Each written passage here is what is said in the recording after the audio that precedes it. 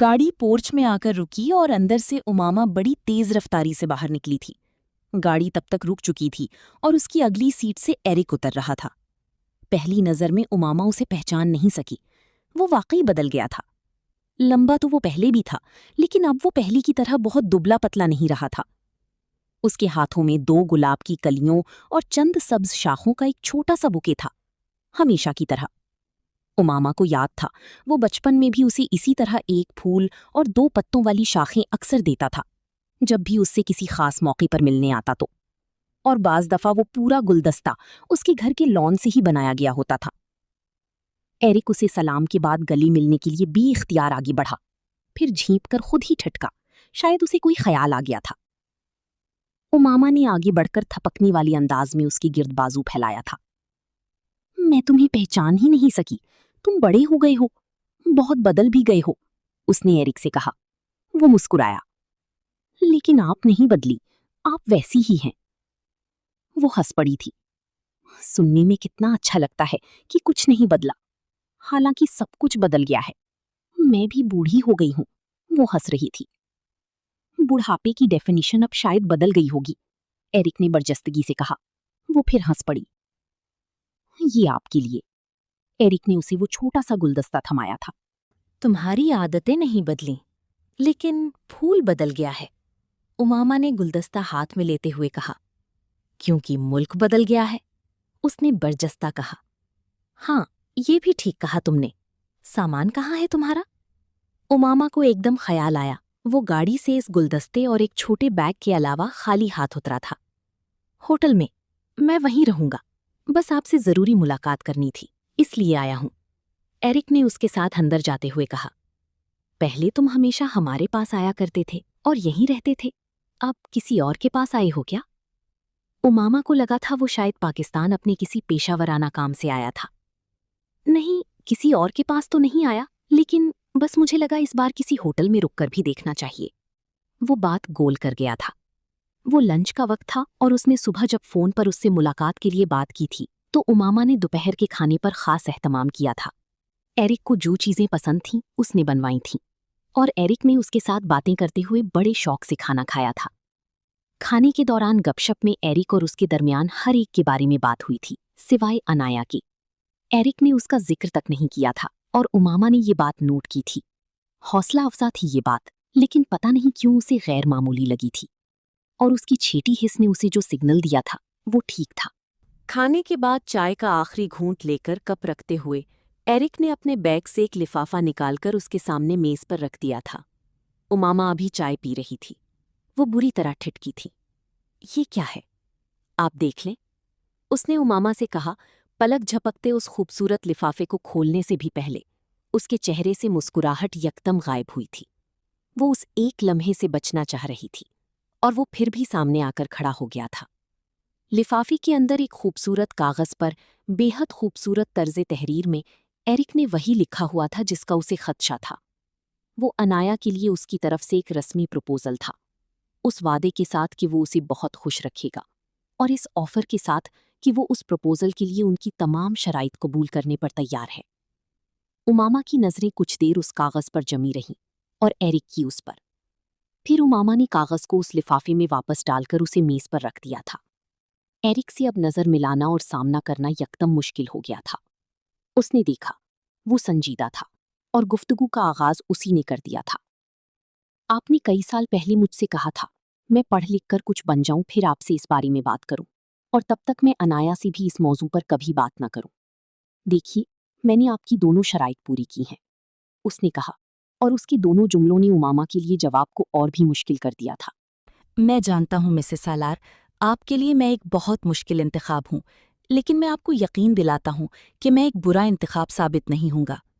Eric ने जैसे उसकी मुश्किल भांपते हुए खुद ही उसे यकीन दिलाने की कोशिश की थी। वो उसका चेहरा देखती रही। वो अच्छा लड़का था, बुरा होता तो उसे बुरा भला कहना कितना आसान होता, इमामा ने दिल में सोचा।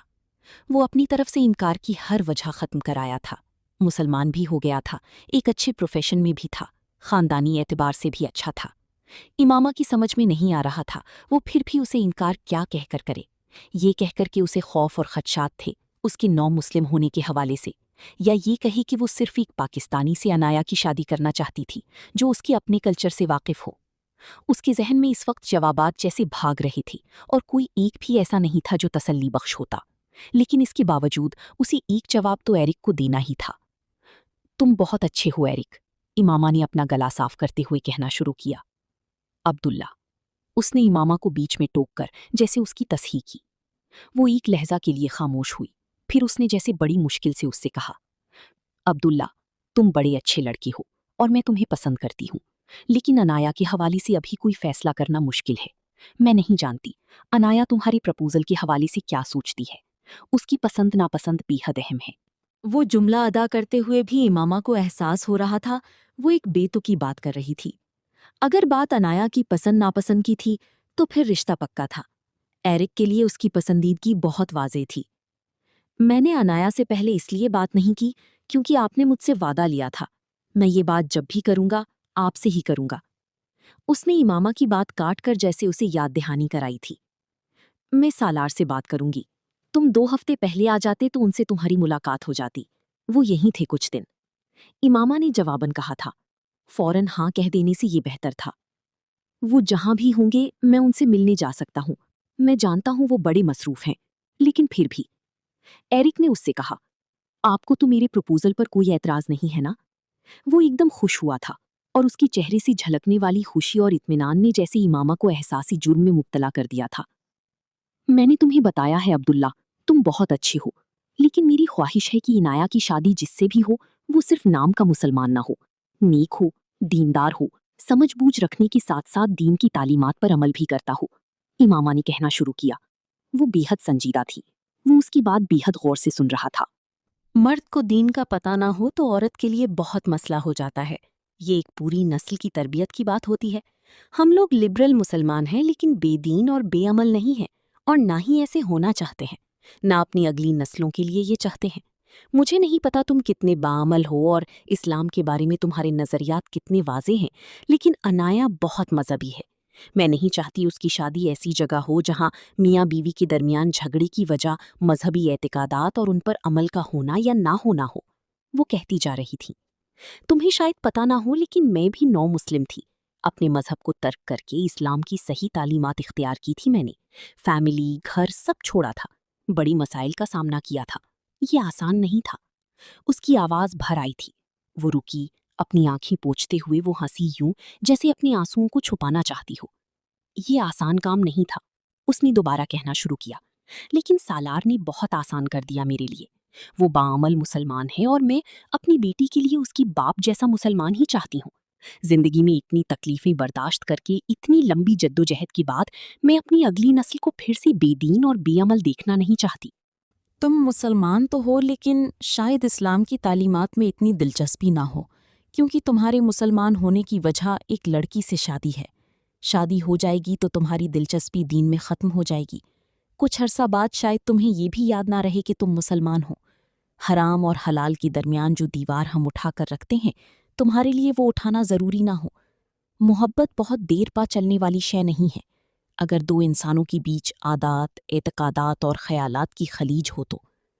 ایرک نے اس کی گفتگو کے درمیان اسے ایک بار بھی نہیں ٹوکا تھا، وہ صرف خاموشی سے اس کی باتیں سنتا رہا۔ تم کسی ویسٹرن لڑکی سے شادی کر لو تو تمہاری بہت اچھی نبھے گی، وہ اب اسے جیسے مشورہ دیتے ہوئے راستہ دکھانے کی کوشش کر رہی تھی۔ وہ مسکرا دیا، کوئی اچھی مسلمان لڑکی جو وہیں سے ہو۔ وہ جو بھی ہوگی آپ کی بیٹی تو نہیں ہوگی مسز سالار۔ اس بار اس نے اس لمبی گفتگو کے دوران پہلی بار امامہ کو ٹوکا۔ امامہ خاموش ہو گئی۔ آپ نے اچھا کیا یہ سب کچھ کہا مجھ سے، جو بھی آپ کے خدشات ہیں میں اب انہیں دیکھ سکتا ہوں اور آپ کو وضاحت بھی دے سکتا ہوں۔ 9 سال ہو گئے ہیں مجھے عبداللہ بنے، لیکن مجھے لگتا ہے مسلمان میں بہت پہلے سے تھا، تب سے جب آپ لوگوں کی خاندان سے ملنا شروع ہوا تھا۔ وہ بہت سوچ کر ٹھہر کر کہہ رہا تھا، میں بہت زیادہ باعمل اور باکردار مسلمان نہیں ہوں، آپ کے بیٹوں جیسا تو بالکل بھی نہیں ہوں، لیکن اپنے آس پاس نظر آنے والے بہت سے مسلمانوں سے بہتر ہوں۔ 9 سال میں نے اپنے دین کے حوالے سے صرف حرام اور حلال ہی کو نہیں سمجھا، اور بھی بہت کچھ سمجھنے کی کوشش کی ہے۔ مجھے پتا ہے آپ ختم نبوت پر یقین نہیں رکھتی تھیں، رسول اللہ صلی اللہ علیہ وسلم کو آخری نبی تسلیم نہیں کرتی تھیں، پھر آپ تائب ہو کر مسلمان ہوئیں، मुझसे ये मत पूछिएगा कि ये मुझे किसने बताया, लेकिन मैं ये जानता हूँ और इसलिए आपसे ये तवक्को रखता हूँ कि आप मुझसे ज्यादा हमदर्दी रखेंगी। आपकी तरह मैं भी अपनी अगली नस्ल को अच्छा इंसान और मुसलमान देखना चाहता हूँ। सिर्फ मुसलमान नहीं, इसलिए आपकी बेटी से शादी करना चाहता हूँ। एक अच्छी दीनदार औरत ही एक अच्छे घराने की बुनियाद रखती है, ये भी दीन ने ही बताया है मुझे। इमामा उसकी बातें सुन रही थी। अब्दुल्ला उसके इनकार को बहुत मुश्किल करता जा रहा था। वो जो भी उससे कह रहा था वो लगी लिपटी के बगैर कह रहा था। मुझे अनाया बहुत अच्छी लगती है, मोहब्बत करता हूँ उससे, लेकिन शादी का फैसला सिर्फ मोहब्बत की वजह से नहीं किया, ना ही मजहब की तब्दीली मोहब्बत का नतीजा है। मेरी जिंदगी में आप और आपकी फैमिली का एक बहुत पॉजिटिव रोल रहा है। मैं आप लोगों के मजहब से बाद में मुतासिर हुआ था, आप लोगों की इंसानियत और मेहरबानी से पहले मुतासिर हुआ था, और मेरी जिंदगी के एक बहुत मुश्किल फेज में मुझे आप लोगों का हुस्ने सुलूक याद है। एक एक चीज आप कहीं तो मैं दोहरा सकता हूँ। मैं उस मजहब के हिसार में आ गया था जो ऐसे खूबसूरत इंसान बनाने की सलाहियत और कुदरत रखता था। मैं उस वक्त बहुत छोटा था, आप लोगों के लिए जो महसूस करता था उसे आप लोगों को बता नहीं सकता था। अब इतने सालों बाद मुझे मौका मिला है तो मैं बता रहा हूं। वो रुका, सर झुकाए बहुत देर खामोश रहा। आप लोग मेरी जिंदगी में ना आते तो मैं एक बहुत बुरा इंसान बनता। पापा की मौत के बाद मैं वैसे ही था जैसे समंदर में एक छोटी सी कश्ती जिसकी कोई सिमत नहीं होती, डूब जाती तो डूब जाती। मैं उस वक्त बहुत दुआ किया करता था कि मिस्टर सिकंदर को कुछ ना हो, उनका ट्रीटमेंट सही हो जाए, क्योंकि मैं नहीं चाहता था आपके घर में वो तकलीफ आए जिससे मैं और मेरी फैमिली गुजर रही थी। वो चुप हो गया। इमामा भी बोल नहीं सकी। पानी दोनों की आंखों में था और दर्द भी, और दोनों ये दोनों चीजें छुपाने की कोशिश में थे। मैं पाकिस्तान सिर्फ आपसे बात करने और ये सब बताने के लिए आया हूँ कि आपने अपनी बेटी की तरबियत बहुत अच्छी की है। वो बहुत इज्जत और हया वाली है, और मैंने इतने सालों में उसके लिए मोहब्बत का जज्बा रखने के बावजूद उन हुदूद का एहतराम किया है जो आपने उसके लिए तय की हैं और जिसे उसने कभी नहीं तोड़ा। मैं आपकी बेटी को उतनी ही इज्जत और एहतराम के साथ अपनी जिंदगी और घर का हिस्सा बनाना चाहता हूँ। अब्दुल्ला ने अपने बैग से एक छोटी सी डबिया निकालकर उस लिफाफे के ऊपर रख दी जो उसने मेज पर रखा था। उस खूबसूरत लिफाफे के ऊपर एक खूबसूरत सुर्ख डबिया में अनाया सिकंदर का नसीब था, जो इतना ही खूबसूरत था। नम आंखों के साथ इमामा उस डबिया पर से नजरें नहीं हटा सकी। उसकी मर्जी से कभी कुछ नहीं होता था, लेकिन जो भी होता था वो बेहतरीन होता था।